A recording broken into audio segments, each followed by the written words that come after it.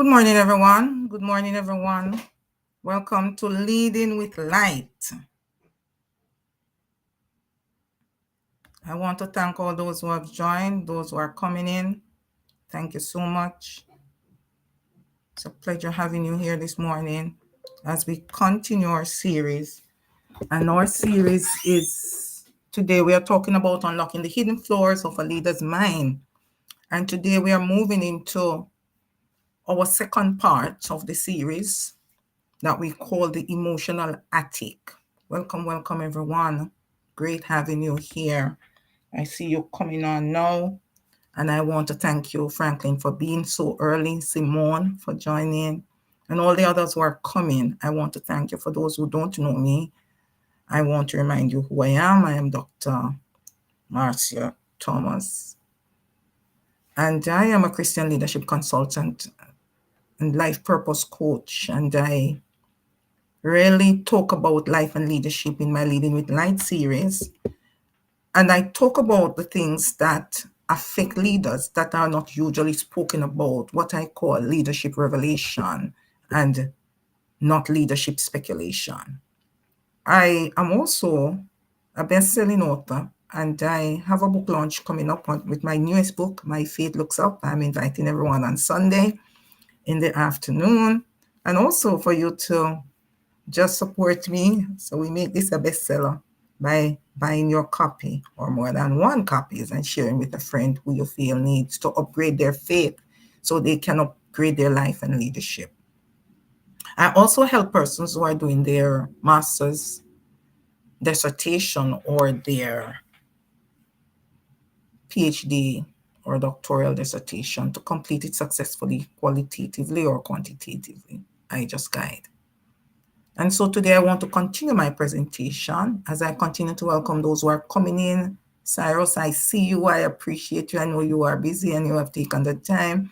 I want to say good morning to Amolia. Oh, my Lord, an esteemed colleague. And there is a LinkedIn user here. You come up as LinkedIn user. So please, if I have not called your name, please understand I'm also using two devices because some persons come on YouTube. And so you may see me look down from time to time. It's because I want to welcome persons. So I'm welcoming Emily. I see you there. And I'm also welcoming Simifa. I see you. Thank you for joining. I usually put my presentation on the screens because by popular request, persons have asked that we look at it. So as I said, last week we looked at positive thinking, and we say that what you think determines what you believe, and what you believe determines how you feel, and the way you feel influences how you're going to act. So you can't live a positive life with a negative mind. And as I said today, we are going to be going much further than that. We are going to go into, we looked at the belief system, the 4 floors of the leader's mind, and we looked at the foundational beliefs. And we are talking about those things that are embedded in our spirits, in our minds, in our hearts that actually sabotage our growth. And then we said there's also the emotional attic, and we talk about the stored fears and triggers. The purpose penthouse, where you get to the point where you overcome and you begin to lead with calm and clarity, even under pressure. And then we talked about the purpose and meaning, where you fuel your decisions with the values that last. Good evening, Charito. Thanks for joining. And Dr. Leslie, thanks for being here. Good morning, everyone. Really appreciate when you come. So now we want to look at the emotional attic.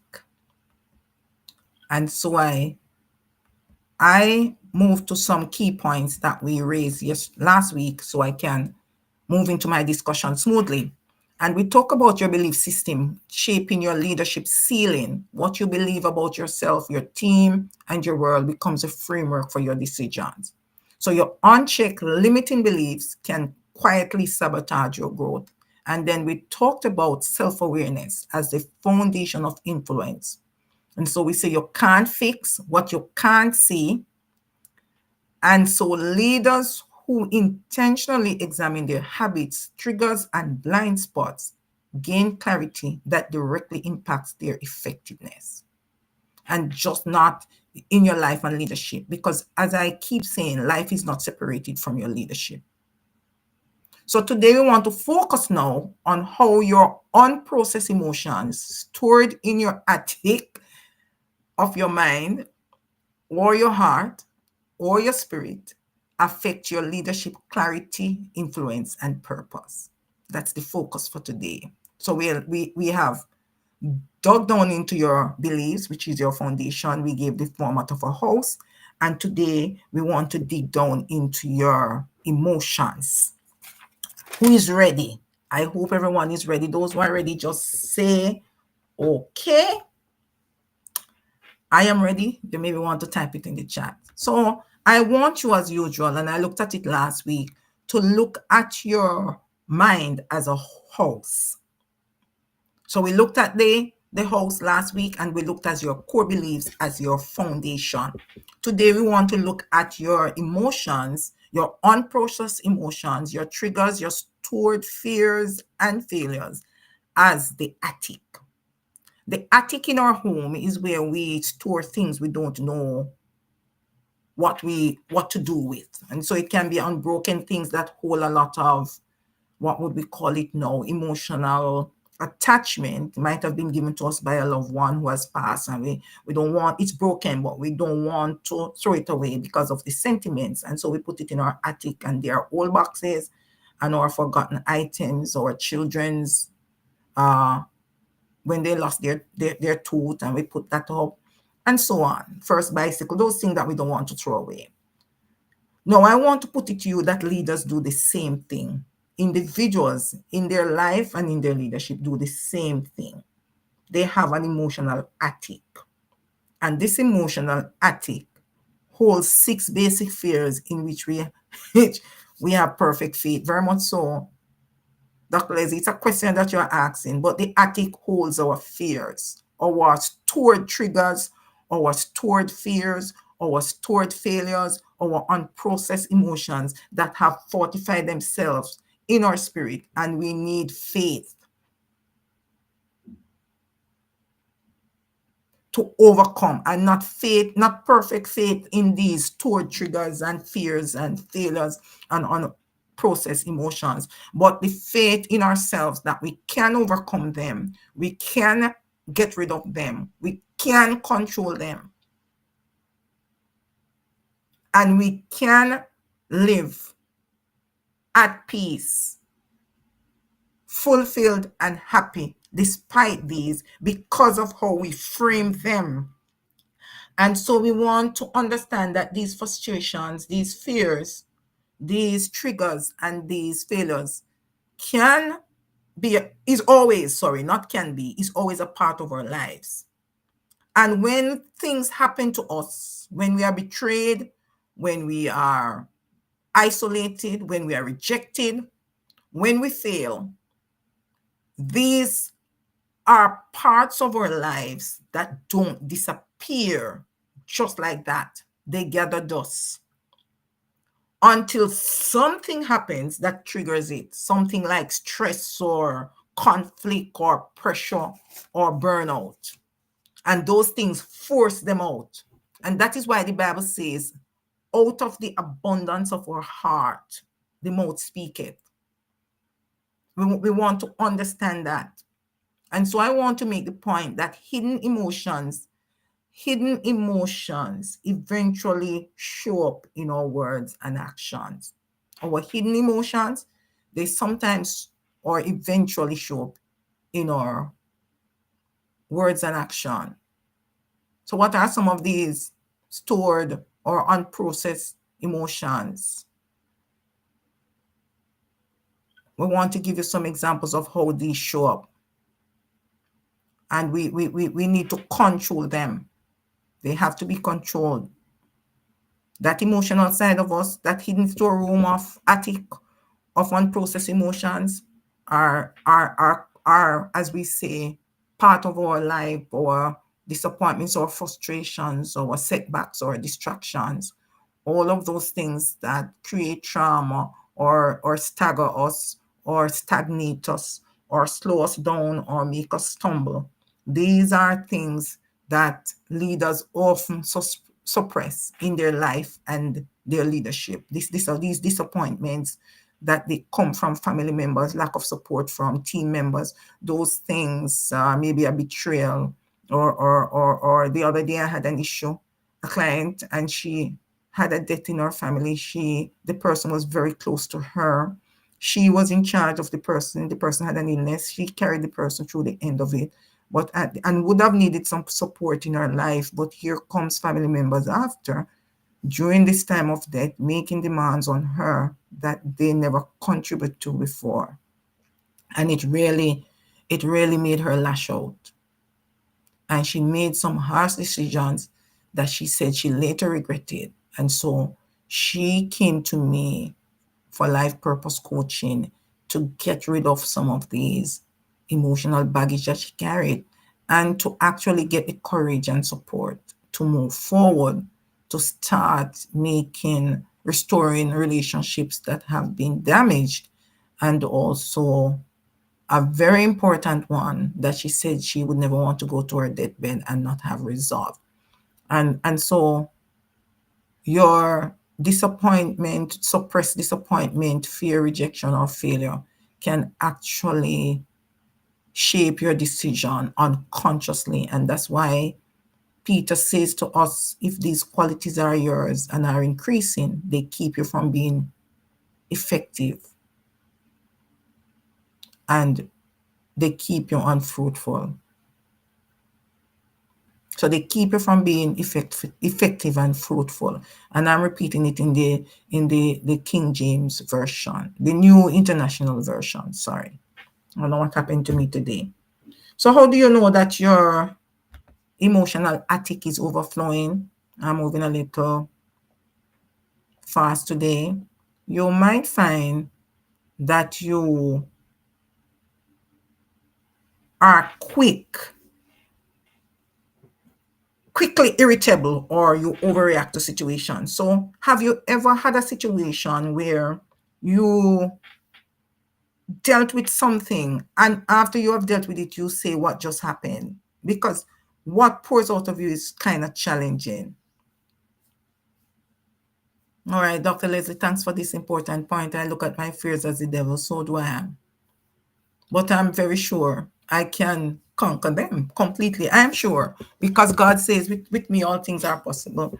And so I'm sure I can conquer them completely if I keep my mind stayed on Him and on what needs to be done and understand the why of it. Because the why of it is so important. Sometimes people do things that they don't understand why they do it. And, I had a situation that I spoke about recently where a friend of mine came to me with a situation, an adversary she said she had, and she explained what happened and so on. And I asked her the question, would your adversary tell me the story the way you're telling it to me? Would they see it the same way you're seeing it? Would anything be missing from that? And she blocked me. And I spoke with her on the premise that we are two Christians and we see things a little differently in relation to how we deal with our adversary. And what she was telling me was not adding up. So as a good friend who likes to be very objective, and I would support her totally, but I support with the truth or how I see it from my point of view. And I try to balance it from your point. So we see what is hidden, the blurred lines, and we act very intelligently, and we make informed decisions. So we are more conscious in our decisions. But she was so upset that she blocked me. And so sometimes our reaction is as a result of the fact that our emotional attic is overflowing. And so you want to know when it is overflowing. So if you snap over small things, it's overflowing. If you struggle with trust, meaning that you micromanage your family, persons who you can trust in your family, persons who you can trust in your workplace, you micromanage them, and you actually withhold delegation. And then there is a fear of conflict where you avoid necessary but tough conversations. And there is also the issue where you look polished on the outside. You looked very polished on the outside. Very, very polished. And that's where the danger lies, and that's where I want to focus today. So you appear quite polished on the outside, but internally you are very exhausted, you are drained, you are burned out, you feel lost, and you feel overwhelmed. But you look great. You look very well put together on the outside, and you are very polished. But your emotional attic has gathered a lot of dust. The things that are broken are stored there. The things that you don't want to throw away, the unforgiveness, the hurt, the betrayal, the anger, the bitterness that you don't want to throw away. It's hidden right there. And you constantly feel drained or stuck despite the polish and despite your success and your achievement, because you can't let it go. You keep bringing something up that has passed. And you know what I find, and I have that in my experience as a leader: persons who hurt you with no conscience and have no soul is a pair of socks that, sometimes socks look very nice on the top, but if you go under the bottom, it has no soul. Some of the persons who are our acquaintances and friends in our network, they don't really care about us.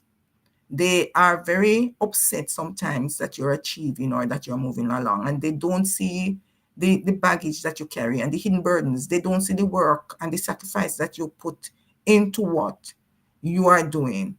They don't see your frustration and your silent tears. They don't see any of that. They just see you sometimes always out there getting accolades, getting recognition, getting applause and achievement that you don't even value. You're giving service, and persons are appreciating because you're changing lives and outcome. But they sit in the back and they seem to support you, and they get real upset that that is not happening. And as they get upset, they add to your pain. They add to your pain. And so you are expecting support, but you're not getting support, or you're getting something on the surface that you think is support. But when you really need it, then nobody checks in on you, because you appear to have it all together. You appear to be strong. So they don't check in on you at all. And that can make you feel helpless and overwhelmed, because you are pouring into others, but there is no one to pour into you. And that's why I talked about previously in one of my sessions how to build strategic relationships, especially as a leader.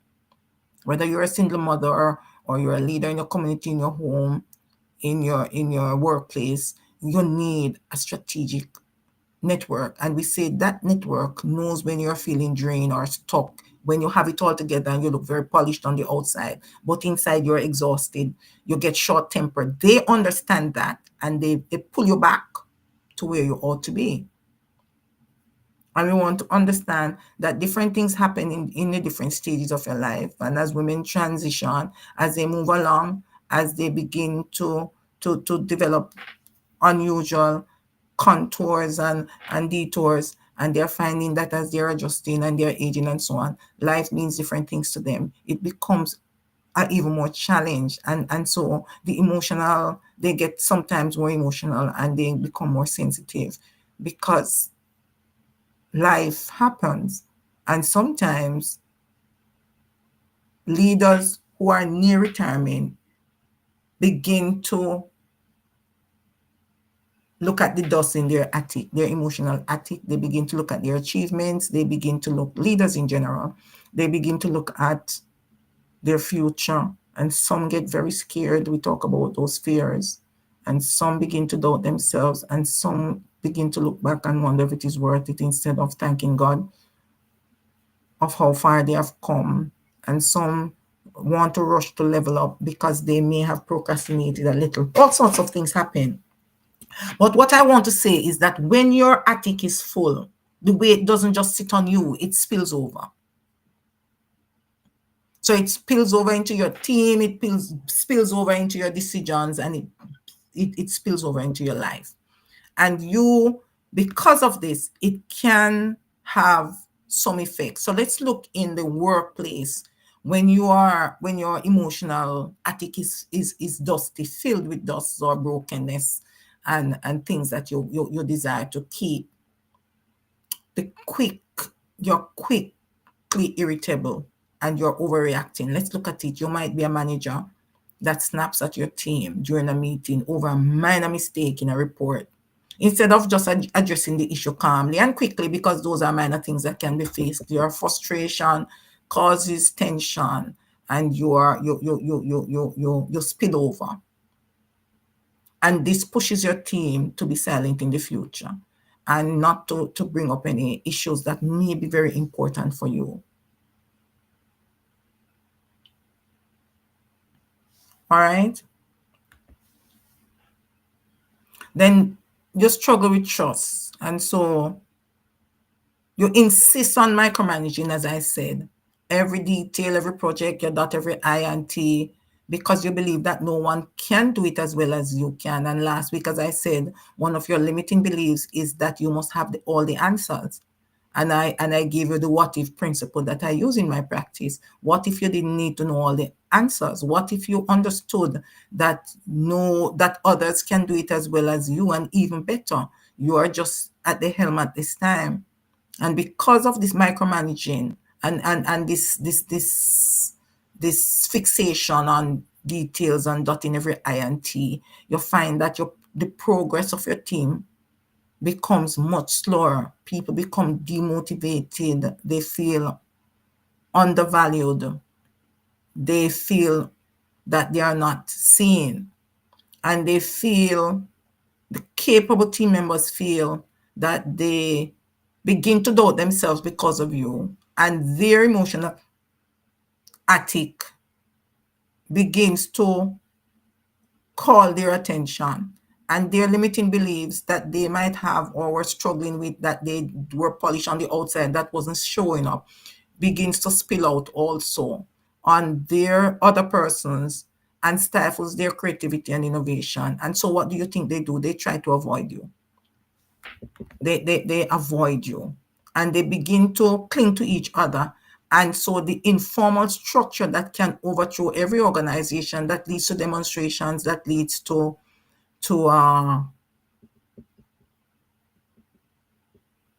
persons having an overthrow, begins to click in. And for those who may have watched my session before, and the informal structure is more powerful than the formal structure, because persons naturally gravitate to each other and form a leader there that they are sure can take care of their issues.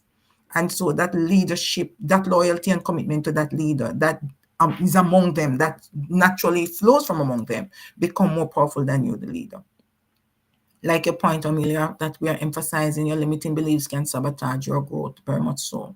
So you want to level it. First step to leveling up is challenging the thoughts that are holding you back. Yes, we talk about naming them and lovingly confronting them. We talked about that last week, very much so.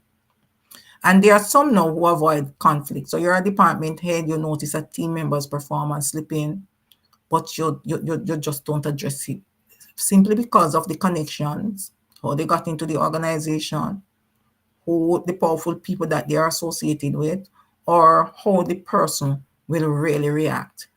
I had a team member as a leader of an organization that after she came into my institution, and she has very unique gifts and talents and ability, could have been an exceptional leader in the organization as a middle manager, but was so fixated on always being ahead of everybody else, competing with everybody else, getting things done, flaunting her achievements and so on, that she became toxic, and persons started to avoid her.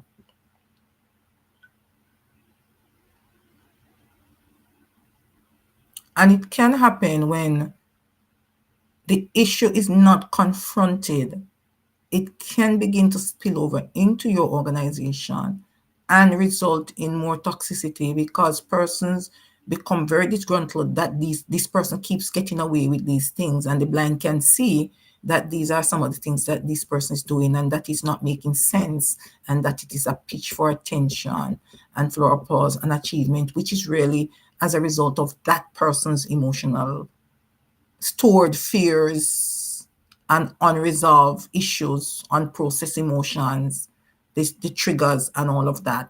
And we'll dig into that at a later time. We talk about leaders who become bullies, who were actually incubated at home because of parents who felt that they were not to say no to them, and that they were so cruel so cute and so distinctly unique that they gave them everything that they want. They also had issues in the family where these children were differentiated. There was favoritism. This child always got ahead of everybody else, whether this person was the last or middle, but this child was singled out to be for everybody to please. And that person becomes a leader with that emotional baggage, because it becomes an emotional baggage where you go into this institution and you don't want anybody to tell you no either. You're not getting the applause and the accolades and the recognition that you get from your family, and you begin to destroy everybody's joy in the workplace. And these are persons who might just be the first person who has ever been to college in their family, the first, has such unique gifts, exceptional, get scholarship, do all sorts of things. Or they might just start with just a child who had a particular personality, and the parents became so afraid of how the child constantly, if the child is triggered, the type of tantrum that is thrown. So instead of controlling it, they appease this child all the time, who becomes a discordant note. So those types of tendencies become fortified in the child's spirit, and the child becomes a discordant note that parents always support, consciously and unconsciously, because they feel that the child is misunderstood many times, and the child does not like when you do so and so. And as a result, the teacher is not to do this, everybody is not to do this. So everybody caters to this child, who is really the recurring decimal that is making everybody else uncomfortable. And so it's not stemmed. And so it becomes fortified in the spirit, and it spills over. And so it might be a little strong as I'm speaking, but these are things that we don't want to overlook. And look at those who overcommit and those who constantly say yes, even when it is at a detriment to their health. They miss their doctor's appointment. So there is an executive, for example, who reaches a long-awaited promotion, but instead of joy feels empty and exhausted, because they really look good on paper.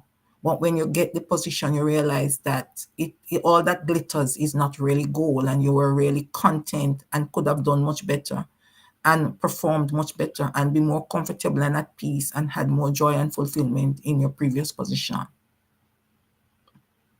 Because this long-awaited promotion, this thrust, this overreach actually made you lose sight of yourself, your voice, your purpose, because you had what we call forced consensus. You did your overcommitting. You actually sacrifice friendships and what truly matter, because this would have been the ultimate of where you want to reach. But when you got up there, you realize that you were in fact alone, and those who you need to support you, you had destroyed in the process. You had stepped on them in the process of getting to where you are.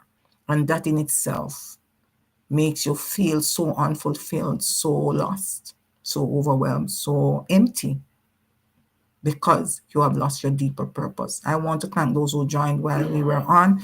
I see Zomze. Thanks for joining. I hope I pronounced your name correctly. And I want to also thank Nick Cole. You joined us late. I thank you so much, Dr. Sakirian Denza. I hope I pronounced your name correctly. And I also want to thank Nicholas. I want to thank us for joining. So you joined late. Thank you so much for joining. It's very important. Dr. Liz, you have asked a question. Do we ever reach overcoming them, or is it a daily aspiration? I feel it is a process and it's a journey. I don't think you overcome it at one go. It's a journey of overcoming these issues, these triggers, these fears, and you do it one at a time, because you might have many triggers, and nobody wants to underestimate or water down your experience. Your experience is valid, and it is real, and it did affect you, and it is still affecting you because of the level of damage that it did for you in your mind and in your spirit. However, if you really want to, you can. And I look at it, if it is not adding any value to you, if it is not improving your life, if you can't get any joy or peace because these are resting in your spirit and you refuse to let them go, then what is it worth it in the end? Because you must not allow anything or anyone in this life to steal your joy. If it costs you your peace and your joy, then it is costing you too much. You have to find the way to let it go. And when you let it go, you realize that you actually live. You live much better. You become an overcomer. Your resilience disturb those who think that they took you out. And your love for self makes you actually help these persons to overcome the demons that are in them. Because I never used to accept that hurt people, but I am beginning to understand it because it is a fact. And so you don't want to continuously be leaking inside yourself.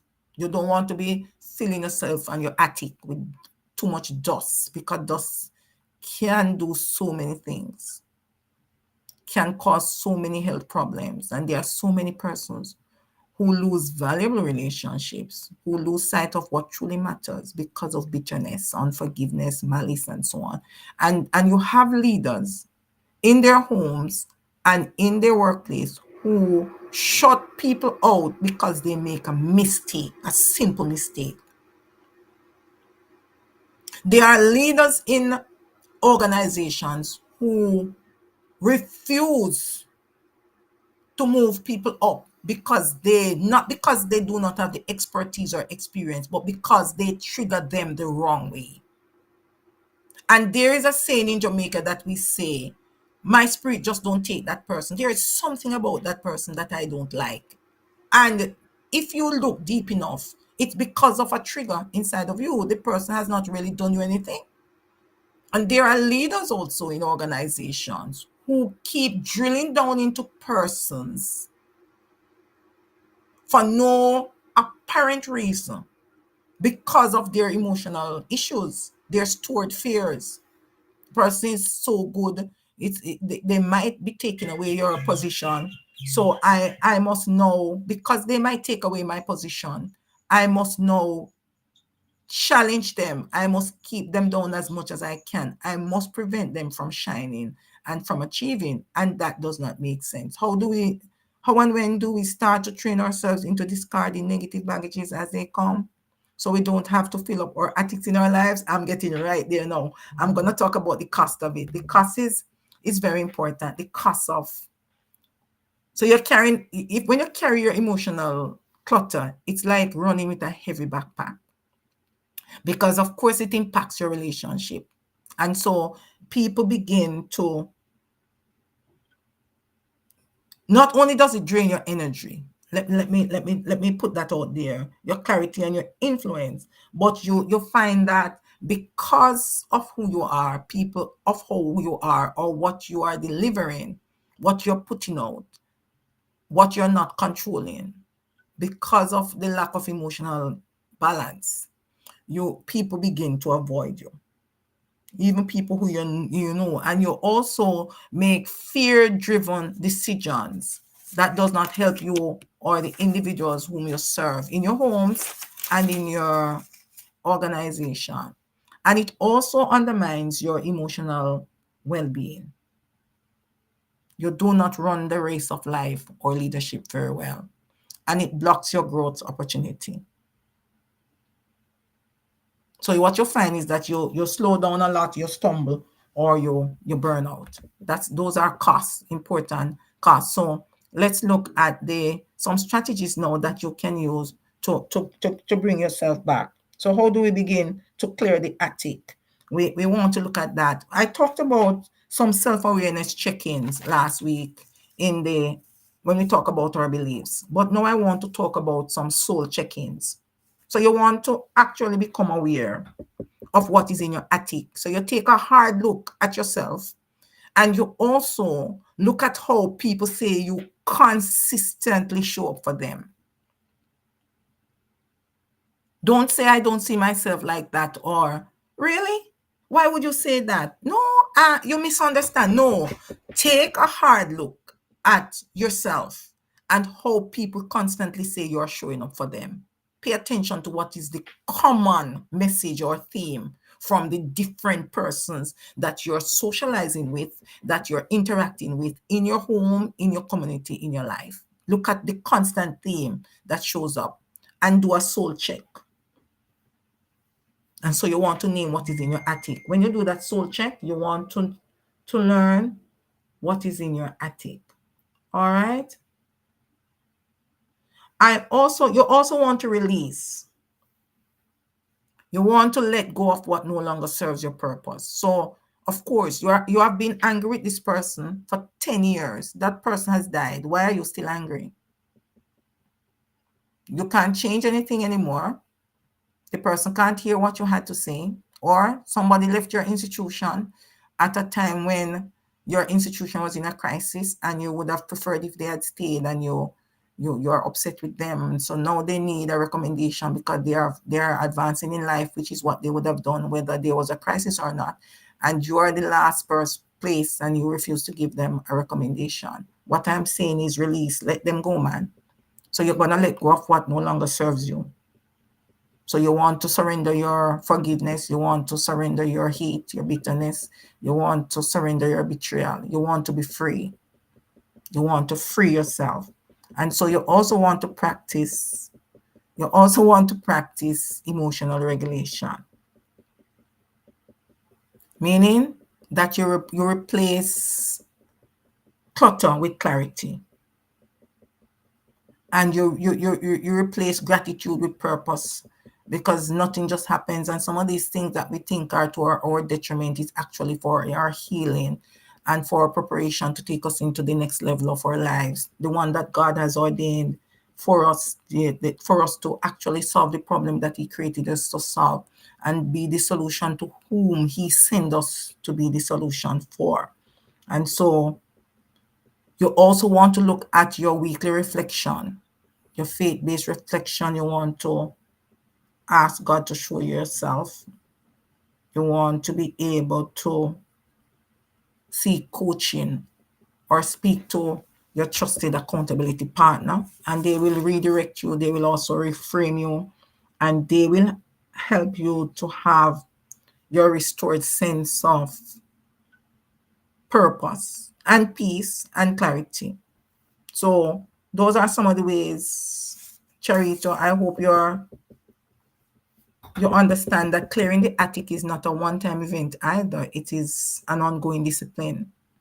And so every time you find that you might regress, every time you find that these emotions or these triggers come back, you want to look at what triggers you and how you trigger others. I keep saying that because that is so important. Knowing what triggers you is a self-awareness for me that becomes your superpower, because you're able to regulate it and you're able to take it in stride, and how you trigger others too. That is why you have some people saying, who are leaders, to say, I really don't do well in so and so, and they're able to tell their team, I don't do well when deadlines are missed, because this is how it affects me, this is how it makes me feel. That is naming your emotional baggage. That is putting it out there.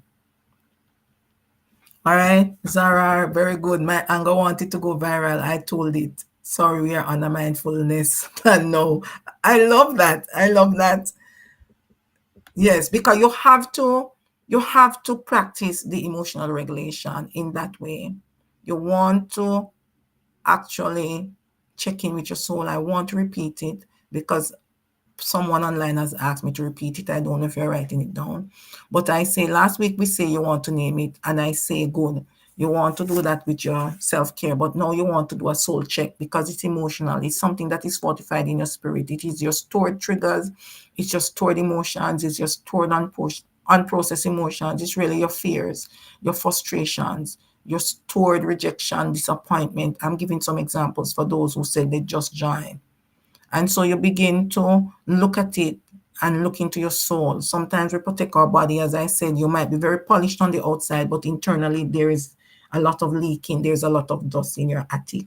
So, you want to name it for what it is. And one of the ways to name it is not just doing a self-reflection. It's actually looking at what those who you interact with in a general circle, in your family, in your workplace, in your community, what they constantly say, how they constantly say you show up. Don't deny it. Surrender to that and look at the patterns and themes and habits and see how you can get away from that. You also want to do your faith-based reflection, and you want to let go of what no longer serves your purpose. For example, unforgiveness, you want to surrender to anger. You want to take it out of your life. You want to say, okay, no, I'm resisting you. So you want to just let go of anger, let go of bitterness, let go of the unforgiveness, and so on. You also want to let go of the micromanaging, wanting to be in control of everything, thinking that you are the persons with all the answers. And you also want to actually look at releasing fear. So you want to replace your clutter with your faith, with clarity. And one of the ways I say you do that is gratitude. Gratitude and purpose aligned habits works very well together. And you want to do your weekly reflection and your coaching. Coaches are very good. Qualified coaches are good, because there are a number of coaches in the world, I can tell you, but certified coaches are good and experienced coaches are also good, because sometimes based on their experience and how many persons they have looked at, worked with, supported, then they actually have insights. And also persons who are coaching from a place of knowing, meaning been there, done that, are also very effective. Thank you, Dr. Leslie, for this important point also that I want to raise. If you know your fears, and I want to say, and lovingly confront them, you'll be better able to manage your triggers. I say that too, because sometimes we are hard on ourselves. We don't lovingly confront our fears. We push them deeper into our spirits. All right. So I hope that answered, Charity. I would love to know if it answered it. And that's what I say. We begin the decluttering. Dr. Leslie, we hold on to the sentiments of what was broken that we couldn't throw away. We hug the sentiment and we part with the thing, because it's taking up space, it's gathering dust. I'm not using it. So get rid of what no longer adds values or move on. Because some of us are hoarders too. All right, you might have moved into a new place, you carried everything, you don't know what you would be using. And sometimes too, when we take the baggage of our previous life or workplace or relationships with us. But when we get into the new relationship, it hinders it because we have a lack of trust. When we begin to take people at their face value and what they constantly do, we begin to let go of the hurt or the betrayal that we had at a previous job, in a previous relationship, and so on. We begin to trust again. And that can happen if we are intentional about it. So I say, let us throw off the things that hinder and the things that so easily entangle us. Hebrews 12, verse 1. Thanks for joining us, Mr. Stanley Green. Yes, it's great to have you. So when you throw off these things, you begin that release that leads to your renewal. And that is how we get rid of it. Dr. Leslie, one step at a time, we begin to release, we begin to name it, we begin to confront it, we begin to let go of what no longer serves our purpose, and we replace the clutter with more clarity, more courage, more gratitude, more love, more accepting of the things that we can't change. And that gradually takes us to our full renewal, which is healing at its highest capacity. And it is the alignment with our authentic self, our authentic leadership, our voice, reconnecting with our voice, with our vision, with our ambition, and pressing into our purpose, because we are called for different things. I told my friend, I am grateful for you all. They replied, what did we do? Did you notice how far we have come? I said, nothing. That's the point. You exist. That's enough. Very much so, Zara. Very good. And sometimes we miss that point. We miss it so much because we don't understand the releasing that takes us to our full 360 renewal.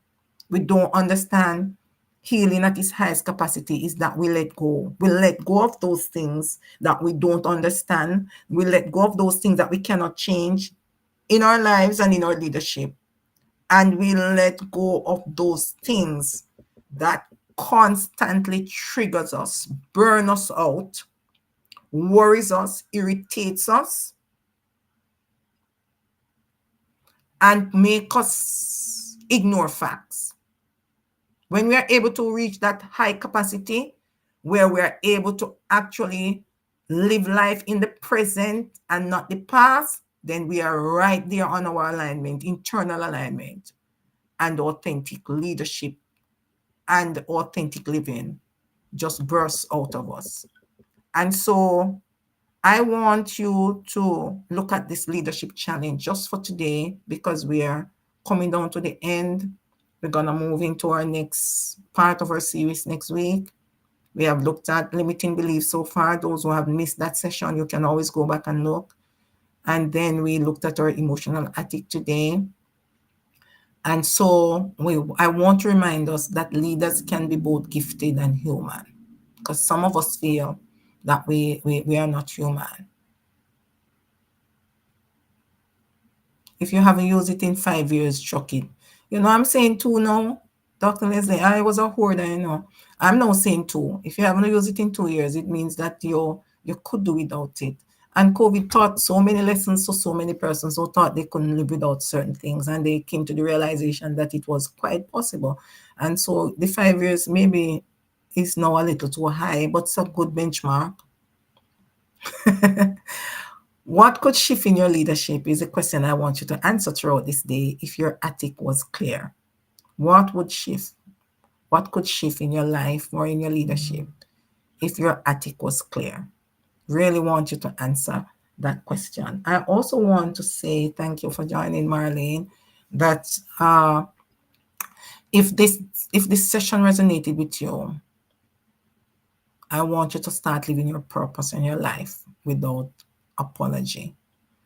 And I'm encouraging you not to do it alone. Reach out to anyone, your trusted accountability partner or a coach, and you can DM me purpose if you feel pushed. If not, then you want to grab your free purpose alignment audit report to see where you are on your journey.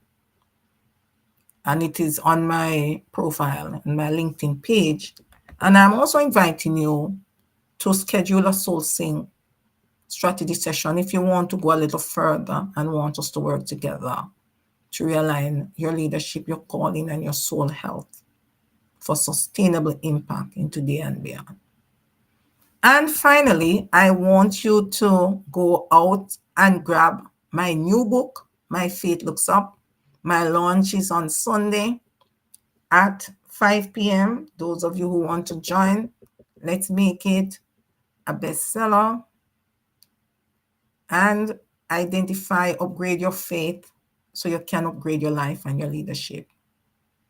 Thank you, Dr. Leslie. I love how you cite and refer to the Bible as a reference. Zara, I look at you, I see it. I invited fear on chair. I hope T. It brought anxiety, overthinking, and worst case scenarios. Now we meet every here and then while I do my positive thing and soul to source. We are best friends. We are not best friends, but he's learning manners. Very good, fear. And fear is in compartments. I feel that Dr. Leslie is the expert and the full voice on fear. And so when I want to talk about fear and faith and enrich my sessions, I call on her, and she is always available. And I want to thank her so much. I want to thank all of you who joined. Zara, I want to thank you. Dr. Leslie, I want to thank you. Stanley Green, I want to thank you. Simone, I want to thank you. Sirif, I want to thank you. Franklin, I want to thank you. Nick, I want to thank you. Charito, Zomzi, I want to thank you. Amelia, for taking the time. Lisa, thank you so much. Dr. Sakiria, thank you so much. I want to thank you. Tanik, and I also want to thank those who, Cyrus, very much so. And those who are going to be listening to the replay, thank you so much. Have a very great day. And I want you to remember that as a leader, you're a vessel. And your soul matters. You carry a divine purpose. Your soul matters. And God is not calling you to lead on fumes. He's calling you to lead on overflow. Have a blessed self-care Tuesday, and see you next week where we have part 3. Thank you so much for joining.